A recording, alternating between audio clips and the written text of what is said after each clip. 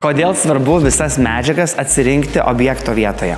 Ir ką aš vėl labai vis laik rekomenduoju, galima paimti ir tiesiog, iš akies šaudyti tas medžiagas, atrodo, tu internete gali susirasti jų pilną, bet kai tu ateini į vietą, kai tu pasidedi prie apšvietimo, vakarinio, dieninio, dabar mes specialiai parinkom tokį vakarinį, tai labai yra dėkinga, nes tada ne per daug saulės, bet ir taip, labai puikiai.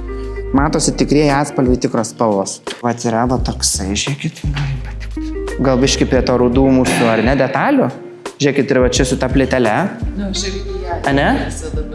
Tokia biški, vat gal į tą pačią pusę. Žalia vienur, tokią rusvą ten padarom. Netgi galime jį ir maišyti, pažiūrėkit, koks panašumas. Labai gražiai, ne? Man labai gražiai. Tai va čia, pavyzdžiui, kas man visai galbūt patinka, mes galim panaudoti arba vieną, arba kitą. Tada panaudoti va tą žalę ir panaudoti pačias grindis. Ir iš jų visų padaryti pakankamai fainą kažkokį tokį išskirtinį dalyką. Spalvos. Kažkas šiltesnio tokio turėtų būti, aš galvoju. Čia pageltonu, tokio pageltonuoja, čia tas šaltesnis gaunasi. Prašom tau spalva.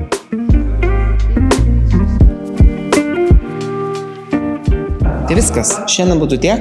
Sekit mus ir bus daugiau video